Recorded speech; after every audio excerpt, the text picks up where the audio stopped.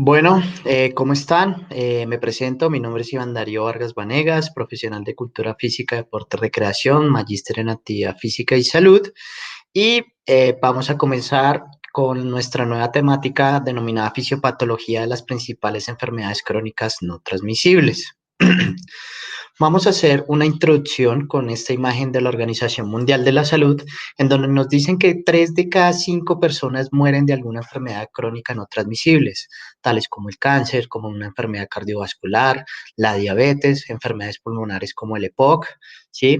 Entonces, esto lo que nos muestra es que se ha convertido en una epidemia mundial, ¿sí? Y un problema de salud pública que se le debe prestar muchísima atención. En este caso me voy a centrar en 3 enfermedades crónicas. Voy a enfocarme en la diabetes, en la hipertensión y en el cáncer. Grandes patologías que tienen un gran significado y un valor en lo que tiene que ver con morbimortalidad en el mundo. Vamos a comenzar con la diabetes, que es parte de las enfermedades crónicas no transmisibles, ¿sí? Acá podemos observar la diabetes, podemos observar los accidentes cerebrovasculares, problemas cardiovasculares, problemas pulmonares, ya saben como el EPOC, cáncer y arteriosclerosis o problemas en nuestro sistema circulatorio. Comenzaré con la diabetes mostrándoles una parte epidemiológica en donde nos muestra que más de 422 millones de adultos padecen de esta enfermedad. Nosotros podemos padecer de 2 tipos de diabetes. Está la diabetes tipo 1 en donde el cuerpo no produce la suficiente insulina para bajar los índices glicémicos en sangre. La diabetes tipo 2 que produce harta insulina o produce gran cantidad de insulina, pero los receptores de insulina no tienen afinidad hacia la hormona y pues no se pueden bajar estos índices glucémicos, generando complicaciones mayores de las que tiene en ese momento por el aumento de insulina. Entonces pues, puede almacenar en forma de tejido adiposo o puede dañar diferentes órganos, tales como el cerebro, como la vista, como el corazón, ¿sí? Como los riñones, entre otros. También nos muestra que los factores de riesgo de la diabetes pueden ser modificables, por ejemplo, la alimentación, ¿sí? La falta de actividad física, que es muy importante y es supremamente importante para esta patología, porque la actividad física puede ser o es esa medicina que tiene que ser estructurada y planificada, ¿sí? Tiene que ser guiada para que la persona se pueda curar, porque una alimentación con actividad física puede curar a la persona de esta patología.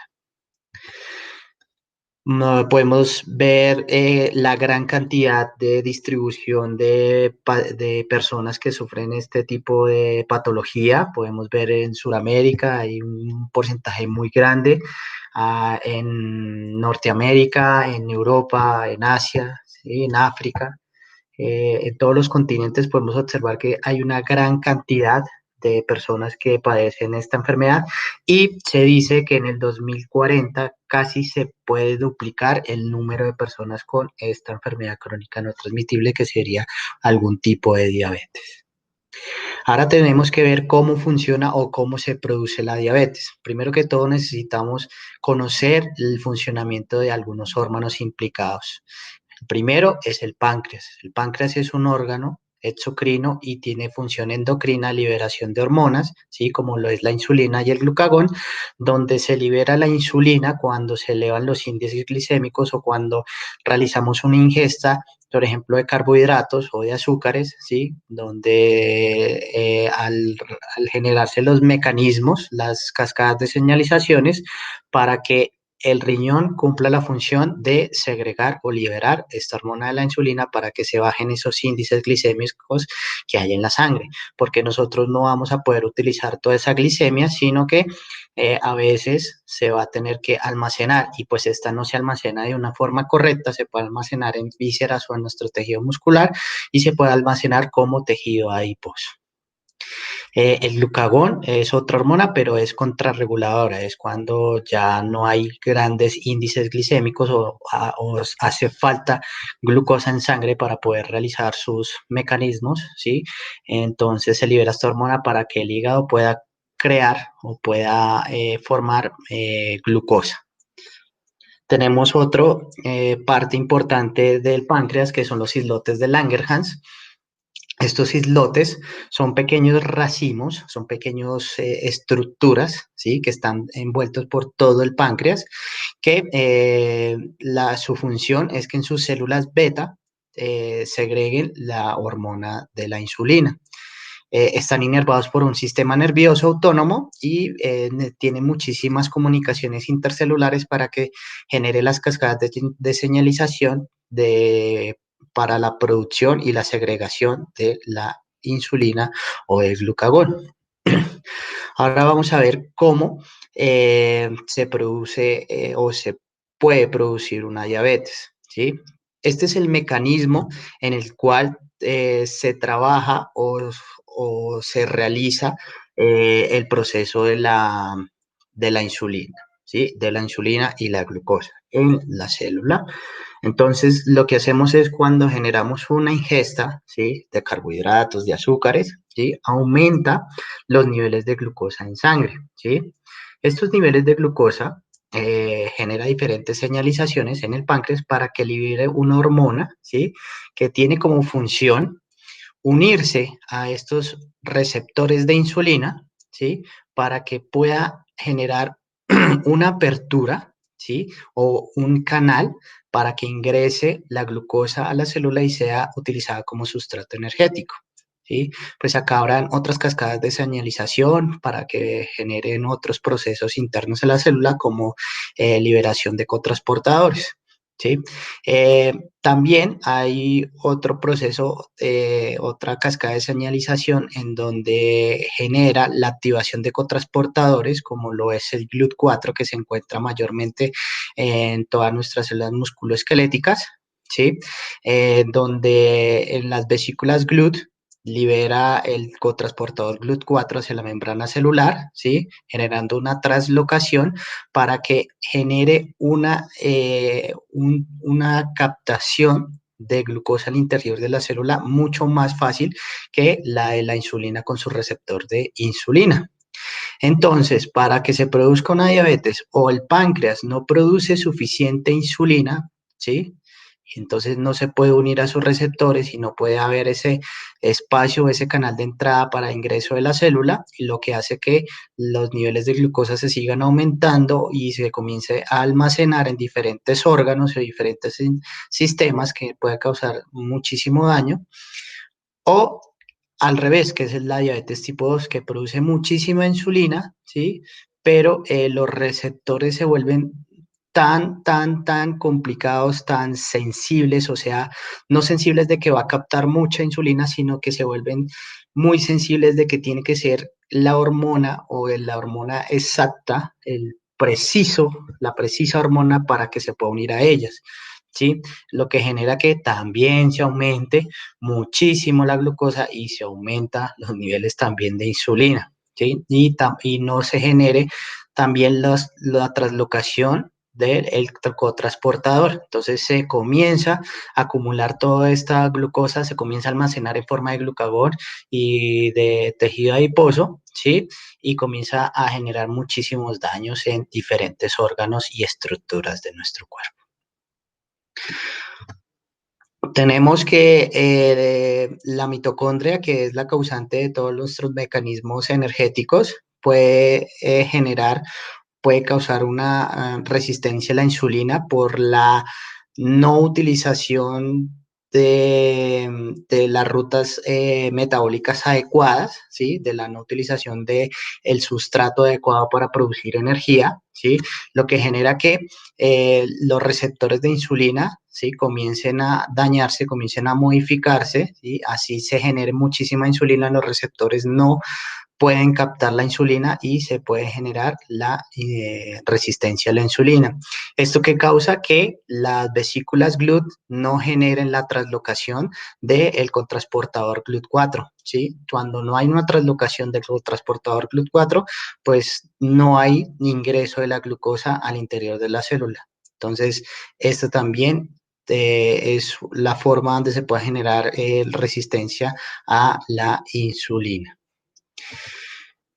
¿Qué mecanismos pueden regular este proceso de diabetes? Pues tenemos el ejercicio. Tenemos el mecanismo normal, si nosotros tenemos una buena alimentación, una buena actividad física, pues el mecanismo va a trabajar normalmente, no va a tener ninguna complicación, no va a tener ningún desbalance, por decirlo así. Y tenemos otro que es la actividad física. ¿Por qué la actividad física? Por medio de la contracción muscular, ¿sí? El aumento de nuestro gasto energético, de nuestra tasa metabólica basal, genera diferentes procesos o señalizaciones, ¿sí? Como diferentes proteínas, como la MPK, el óxido nítrico, que generan, ¿sí? La activación de las vesículas GLUT. Cuando genera la activación de las vesículas GLUT sin necesidad de que la insulina se una a su receptor, ¿sí? Hace que genere la translocación del GLUT4 a la membrana celular y entre la glucosa muy fácilmente. ¿Y cómo podemos aprovechar toda esa glucosa que está en sangre? La podemos aprovechar por medio de los músculos. Ese órgano gigante endocrino en el cual nos puede ayudar a que mediante la actividad física, la contracción muscular, no necesite tanto de esta hormona y de este receptor, sino que utilice más estas vesículas donde se encuentran los cotransportadores. ¿Y por qué el GLUT4? Pues el GLUT4 se encuentra en todas nuestras células musculoesqueléticas. Entonces, el ejercicio se vuelve como un medicamento para la regulación de altos índices glicémicos y puede generar la cura o ser la cura de esta patología. Lo podemos ver mediante estos artículos en donde generan diferentes tipos de entrenamientos, ¿sí? Tanto de fuerza como aeróbicos, ¿sí? Y se puede ver una disminución de los índices glicémicos, ¿sí? Podemos ver índices glicémicos muy altos en un pre, hacen una disminución, así sea pequeña, pero es significativa de esos índices glicémicos, entonces lo que genera es que la mejor terapia para la reducción de ese índice glicémico pues se vuelve el ejercicio físico. Acá podemos también ver otro donde el índice glicémico baja muchísimo, ¿sí? Después de llegar a un pico. Esto todo lo hacen mediante simular esos índices glicémicos para ver si se comporta tus células musculoesqueléticas, tus mitocondrias, de una forma eficaz, de una forma controlada y que pueda utilizar esa glucosa como sustrato energético. Podemos ver muchísimos más evidencia de que el ejercicio mejora pues también el metabolismo, también la mitocondria va a saber qué ruta utilizar cuando se esté realizando alguna actividad física, qué sustrato utilizar para como fuente de energía. Entonces podemos ver diferentes tipos de entrenamiento como el MIT, como el HIIT, ¿sí? Más que todo el HIIT, pero también los entrenamientos de fuerza. Ahora vamos a seguir con la hipertensión. Para entender la hipertensión tenemos que entender qué es la tensión arterial. La tensión arterial, según la OMS, nos dice que es la fuerza que ejerce la sangre circulante contra las paredes de las arterias, que son grandes vasos por los que circula la sangre en el organismo. Esa tensión arterial no es más que ese flujo sanguíneo, ¿sí? O esa presión que hace ese flujo sanguíneo contra las paredes de las arterias de todo nuestro sistema circulatorio. Entonces, ¿qué quiere decir cuando hay hipertensión? Que esa fuerza que está oprimiendo las paredes de nuestras arterias aumenta porque puede haber vasoconstricción, puede haber algún tipo de patología previa, ¿sí? Puede haber algún taponamiento de alguna arteria o de alguna vena, ¿sí? Pueden haber trombos que puedan generar, aumentar esa presión. Hasta diferentes estados de ánimos pueden aumentar la tensión, aunque tenemos muchos mecanismos reguladores para que no se aumente esta tensión. Como datos, según la OMS, estima que en el mundo hay 1.130 millones de personas con hipertensión. Sí, creo que es una cifra demasiado alta, es una cifra que tiene que tener muy en cuenta porque pues este tipo de personas tienen que estar medicadas o si no genera diferentes mecanismos negativos en algunos sistemas de cuerpo, como hasta en el neuronal, por el aumento de tensión y cardiovascular. ¿Sí? Eh, También nos dice que en el 2015 uno de cada hombres y una de cada cinco mujeres tenían hipertensión, es un gran porcentaje, que apenas una de cada cinco personas hipertensas tiene controlado el problema. Lo que pasa con la hipertensión es que puede ser una patología silenciosa, solo se puede detectar cuando hace sus chequeos médicos, ¿sí? Tiene unas características muy silenciosas, entonces no es tomada muy en cuenta, no es vigilada, entonces pueden ser 3 personas de 5 que pueden padecer este tipo de patología. Y la hipertensión es una de las causas principales de muerte prematura en el mundo, o la primer causa de muerte en el mundo. Para saber que una persona tiene hipertensión, se generó un cuadro en donde se generaliza o muestra, se caracteriza, se categoriza los estadios de la hipertensión. Entonces nosotros tenemos una presión sistólica, ¿sí? De menos de 120, ¿sí? Y una diastólica de 80, por eso a veces dice estás 80 sobre 120 o 120 sobre 80, ¿sí? Donde si comienzan a alterarse, pues estos valores, pues comienza a entrar en otra categoría.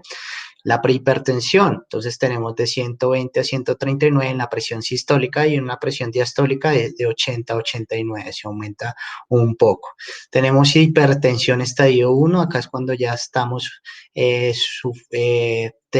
padeciendo esta patología, es donde tenemos presión sistólica entre 140 y 159 y una presión sistólica entre 90 y 99. Una hipertensión estadio 2, donde nuestra presión sistólica es 100, 100, 180, ¿sí? Una presión diastólica 100, 110, una presión muy fuerte en nuestras paredes de los vasos sanguíneos, donde puede generar alguna ruptura, puede generar hasta un accidente cerebrovascular y una crisis hipertensiva.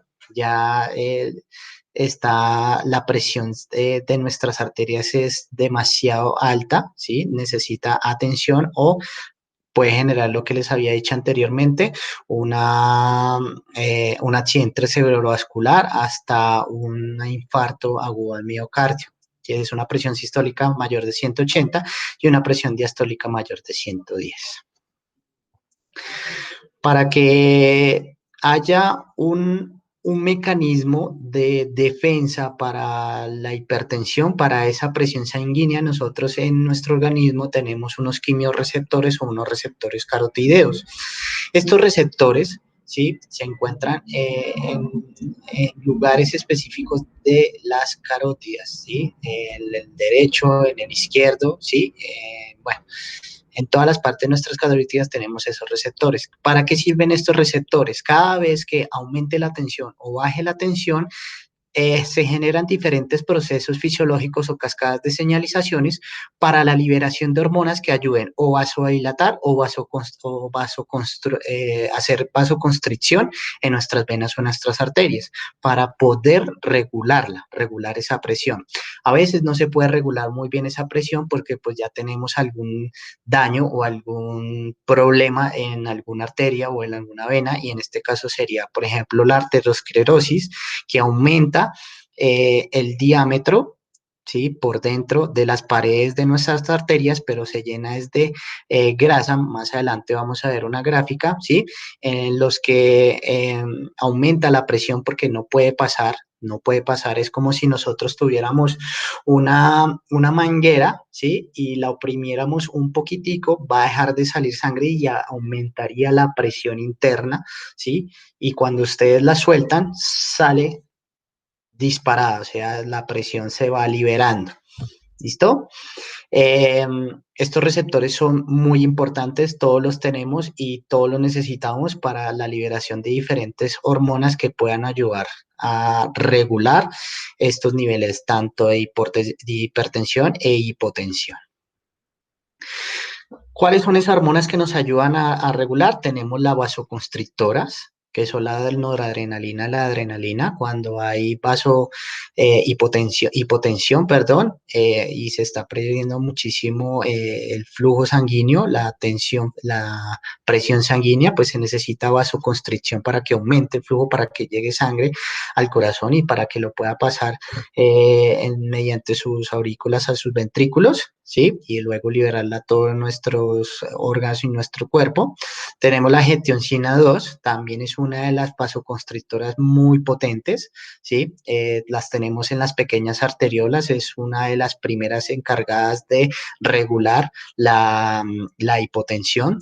Tenemos la vasopresina o ADH, ¿sí? También es muy potente esa vasoconstrictora, eleva la presión sanguínea de forma muy rápida y muy eficaz, y las endotelinas, que son péptidos de acción vascular, que tienen una función autocrina y también una paracrina, ¿sí? Que se encuentran más que todo en todas nuestras fibras musculares, en las fibras musculares lisas subendoteliales.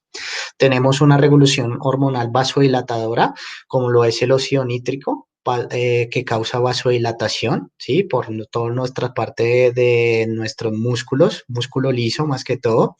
Tenemos el factor hiperpolarizante endotelial, una molécula del ácido araquidóico que es sintetizada por las células endoteliales para generar la vasodilatación.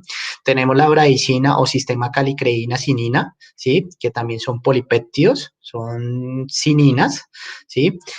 También son muy buenos para la dilatación o la vasodilatación es arteriolar, ¿sí?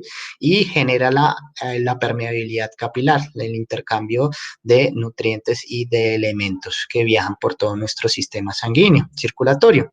Tenemos la histamina, que es producida prácticamente por los tejidos que sufren algún tipo de lesión. Cuando hay algún tipo de lesión, lo que se trata de generar es una vasodilatación, es un proceso inflamatorio normal. Se genera un poquito más de vasodilatación para que llegue un poquito más se aumente la permeabilidad, se aumente el transporte de todos esos elementos inmunitarios que nos van a ayudar a generar el proceso de cicatrización o recuperación de todas esas citoquinas, ¿sí? Que también pueden ser inflamatorias, otras que pueden ser no inflamatorias. Tenemos las prostaglandinas, ¿sí? Alguna de ellas también pueden generar vasoconstricción, pero otras pueden generar vasodilatación, como la PGA y la PGE. La vasoconstricción la puede generar la prostaglandina PGF. Tenemos el péptido auricular natriurético, también es un vasodilatador, lo segrega muchísimo la aurícula. Nosotros necesitamos mucha vasodilatación en algunos momentos para poder realizar los movimientos de diástole y sístole, entonces se necesita un espacio o algunas hormonas que nos ayudan a la vasodilatación. ¿Cómo se puede generar este mecanismo del aumento de presión? Acá con esta gráfica les muestro una evolución de la enfermedad de la arteriosclerosis, ¿sí? En la cual vemos el diámetro muy normal de la arteria, ¿sí? No tiene ninguna capa dañada, está supremamente normal, tiene un buen diámetro, en lo que puede pasar muy fácil nuestro flujo sanguíneo, sin necesidad de generar tanta presión en esta. Tenemos cómo se va deteriorando estas paredes de nuestras arterias. Lo que podemos ver es que cuando se genera depósitos de tejido grasos en esta, en estas paredes hay procesos de inflamación. Al generar procesos de inflamación se produce procesos de cicatrización y esto produce procesos de calcificación, ¿sí? Es como que se vuelve dura esa parte. Estos procesos de calcificación se ha visto y se ha estudiado que ni con actividades de física altas se puede recuperar o se puede arreglar. Más que todo, cuando hay unas edades tardías se tiene que operar. ¿Listo? Podemos ver muchísimo más deterioradas esas paredes de nuestra arteria, lo que va generando un cierre de ese diámetro. Si lo ven, cuando se genera ese cierre, ese diámetro, lo que hace es que aumenta la presión, aumenta la presión, aumenta la presión, ¿sí? No puede fluir la sangre normalmente y comienza a generarse unos eventos también protrombóticos. ¿Qué significa esto? Que se comienza a generar trombos en nuestras vías sanguíneas. Estos trombos pueden anclarse, ¿sí? A las paredes sin dejar pasar la sangre y pueden generar diferentes situaciones de riesgo, como lo es un accidente cerebrovascular o un infarto agudo de miocardio. Esto ya es una pared de una arteria totalmente obstructiva, no pasa la sangre y pues no hay irriego sanguíneo. Y si saben que si no hay irriego sanguíneo, no hay oxígeno, no hay transporte de nutrientes, no hay transporte de todos esos elementos que son necesarios para que se genere nuestras funciones normales del organismo. ¿Qué otros mecanismos de regulación hay de la hipertensión para que no ocurra este aumento de presión en nuestras paredes de arterias y vasos sanguíneos? Pues tenemos varios. Tenemos uno a corto plazo, que es el control nervioso, ¿sí? Es el que nos manda todas las señales a todos nuestros quimiorreceptores para liberar las diferentes hormonas y poder restablecerla. Una respuesta isquémica de nuestro sistema nervioso central, ¿sí? Que es lo mismo de lo que les estaba diciendo, una liberación de diferentes cascadas de señalización a nuestros quimiorreceptores y a todas nuestras órganos endocrinos para que logren regular, ¿sí? Este estado hipertensivo. Este es a corto plazo, este es muy rápido. Tenemos a largo plazo, ya por medio de tratamiento, el sistema líquido renal corporal. ¿Sí? Este ya nos vamos a meter a otro sistema muy importante en lo que tiene que ver con la regulación de nuestra hipertensión, que es el sistema regina-angiotensina, que se encuentra en nuestros riñones. A mediano plazo tenemos la relajación de la vasculatura por estrés, ¿sí? Entonces, uno de los mecanismos para llegar a una hipertensión es el estrés, los bajos niveles de actividad física, los altos niveles de tejido adiposo en sangre y alguna otra patología. Eh, ya con esto pues, se puede regular la hipertensión. Esto más que todo se realiza por medio de medicación y de la actividad física, que siempre va a mantener primero la angiogénesis, el aumento de vasos sanguíneos y la vasodilatación de arterias y venas, lo que genera un buen diámetro de esas paredes de las arterias. Continuamos con el último y uno de los más complejos que hay ahorita en la actualidad, que es el cáncer. ¿Qué es el cáncer? Murra Alejandro y la OMS nos dice que son células que se encuentran en nuestro organismo y que se transforman en células malignas. Adquieren la capacidad de multiplicarse descontroladamente e invadir tejidos y otros órganos. También nos dicen que el cáncer es un proceso de crecimiento y diseminación incontrolados de células. Puede aparecer prácticamente en cualquier lugar del cuerpo. El cáncer se ha estudiado últimamente, ¿sí? Por diferentes científicos, por diferentes expertos, porque pues es algo que no se ha podido controlar, no se ha sabido cómo tratar de frenar esa diseminación de células, esa proliferación de células tan descontroladas que hay de estas células, ¿sí? Son unas células muy, por decirlo, muy locas, muy rápidas para su proliferación. Tenemos una parte epidemiológica donde nos dice que la mortalidad de cáncer en el mundo es demasiado grande. Por ejemplo, en el de las Américas, región de las Américas, de un 14,4, es 1.371.000 muertos. En África el 7,3, Oceanía un 0,7, es muy menor que los otros continentes, Europa un 20,3 y Asia un 57,3. Esto es acerca de 9,6 millones de decesos de cáncer en el mundo. También se va convirtiendo como una epidemia global. ¿Cómo ocurre entonces esa proliferación de células? Porque todos hemos pensado que tenemos unas células malignas que están por ahí en nuestro cuerpo y que de repente se volvieron locas y ¡pum! Se comenzaron a distribuir por todo el cuerpo. Lo que pasa es que en todo proceso que tengamos en el cuerpo hay divisiones celulares, ¿sí? Estas divisiones celulares son controladas por el mismo ADN de la célula o por nuestro sistema inmunitario, que ve que si alguna tiene un error en ese ADN, pues elimina esa célula para evitar la proliferación. Cada célula tiene una muerte programada para que no genere esa proliferación y no se convierta en células cancerígenas. O sea, las células cancerígenas provienen más que todo de células normales, ¿sí? Esa muerte programada se llama apoptosis. Si esa muerte programada se acaba, lo que pasa es que la célula comienza a proliferarse y proliferarse y proliferarse, pero no de una forma positiva. Se va a volver como si fuera demente, como si fuera loca y va a crear y va a seguir creando muchísimas células sin detenerse, dañando todo el proceso normal de las otras células o del órgano en el que está atacando o de la estructura que se disparó o se dañó esa muerte programada. Esto tiene que ver con una proteína en el ADN de la célula llamada P53. Si esta P53 no funciona, lo que hace es que no hay muerte programada y la célula comienza a generar proliferación, ¿sí? Sin ningún espacio de que pueda terminar o de que esta célula pueda generar su ciclo de vida. Es decir, comienza a proliferarse, a crearse con sus mismos núcleos, pero ya no tienen esa señalización de que tienen que hacer un trabajo, ¿sí? Que tenían anteriormente que estaba programado, por ejemplo, de cicatrización, por ejemplo, de restauración de fibras, ¿sí? Entonces se vuelven células anormales.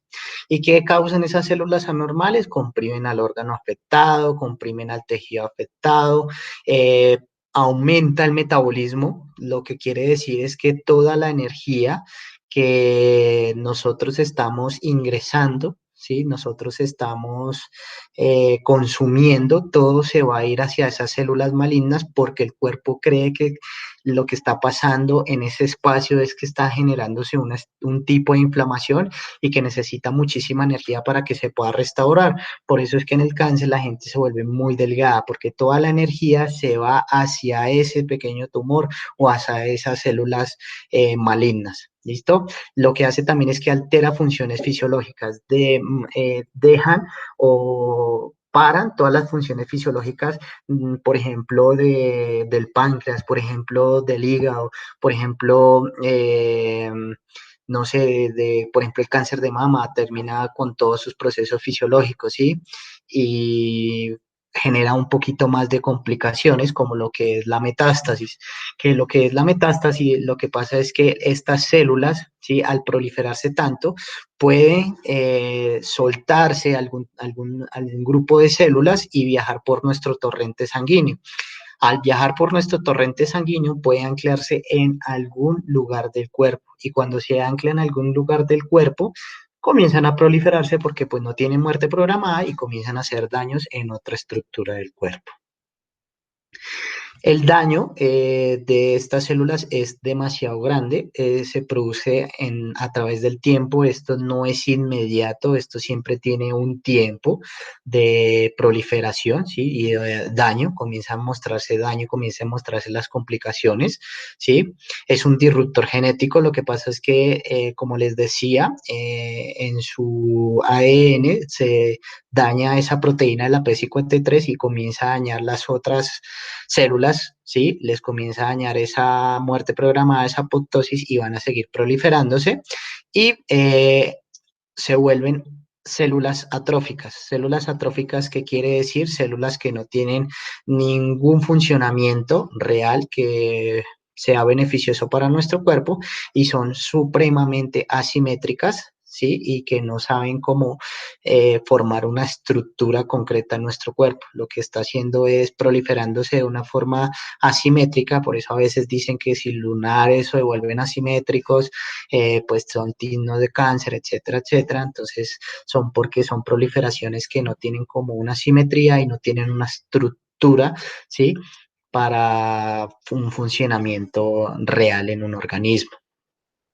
Eh, las células cancerígenas también tienen algún tipo de funciones, unos tipos de funciones, pero pues lastimosamente todas son negativas, ¿sí? Lo que hace esta es replicar eh, eh, su ADN en las otras células, lo que quiere decir que no existirá esa muerte programada y seguirá la proliferación.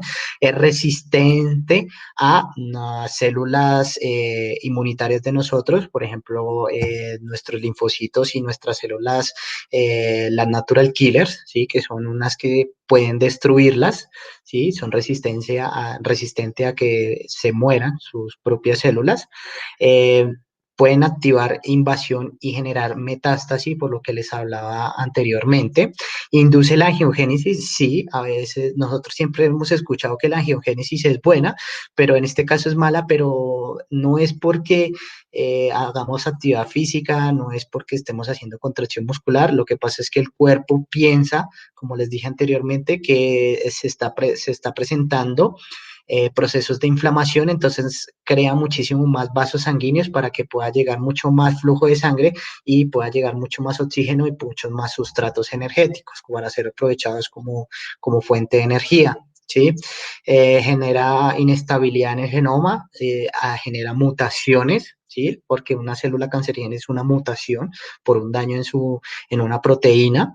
Eh, Evade los supresores de crecimiento, o sea, no, otro tipo de células que intentan destruirlas, entonces se va en este tipo de células.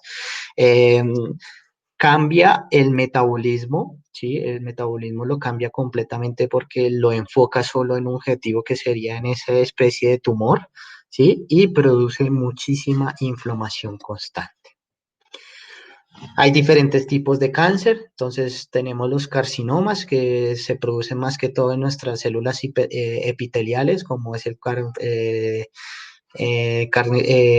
células epiteliales también de parte de las vísceras, representa el mayor número de cáncer que hay en todo el mundo, como es el de pulmón, el de mama, el de colon, el de próstata, páncreas y así entre otros. Tenemos los sarcomas, ¿sí? Que se forman a partir del tejido conectivo conjuntivo, como lo es en los músculos, como es en los cartílagos, en el tejido graso, ¿sí? Entonces hablamos, por ejemplo, de los linfomas.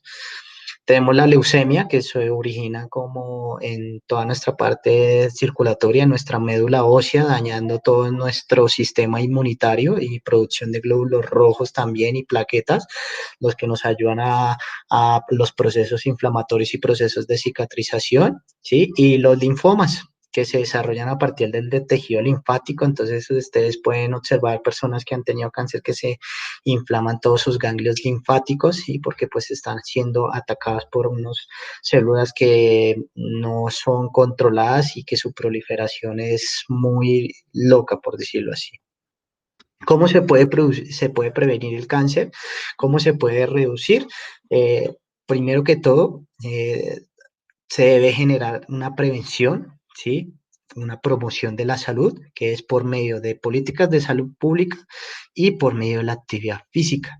Si se genera esto y se genera también oportunidades como lo es la accesibilidad a educación y alimentación, se puede disminuir el riesgo de obtener un cáncer no tan alto, pero pues sirve, porque a veces en algunos artículos se ha visto, en algunos papers se ha visto que el cáncer puede ser genético y esta parte genética es muy difícil cambiar en algún momento de tu vida. Si por parte de un familiar tuvo algún cáncer, tienes un porcentaje muy alto a también sufrir este tipo de cáncer. Entonces, si nosotros tenemos un gasto energético alto, un gasto fuerte de MEDs, una utilización alta de MEDs, ¿sí? Podemos reducir porcentajes de obtener un cáncer de colon, un cáncer de mama, uno de endometrio, uno de riñón, de mielomas, ¿sí? De hígado o el linfoma not Hodgkin. Entonces, la actividad física siempre será ese medicamento para prevenir algún tipo de enfermedad crónica no transmisible. Como conclusiones en este foro que tuvimos que les quise mostrar, pues quise resaltar tres cositas, que existen factores modificables en estilo de vida que logran disminuir el porcentaje de padecer una enfermedad crónica no transmisible, ¿sí? Si hay una buena alimentación, si hay una buena actividad física, si hay un buen descanso, todo esto ayuda a prevenir este tipo de patologías. También que las enfermedades crónicas no transmisibles son un problema de salud pública en cualquier lugar del mundo. Sí, porque existe la pobreza, existe la contaminación, existe la falta de educación que predisponen a que la persona pueda contraer algún tipo de enfermedad crónica no transmisible. Y la mejor remedio primero es la prevención, la promoción y la actividad física. Esos son los mejores remedios para prevenir o padecer algún tipo de patología. Espero que les haya gustado este espacio. Los espero para una próxima ocasión y los dejo. Chao a todos.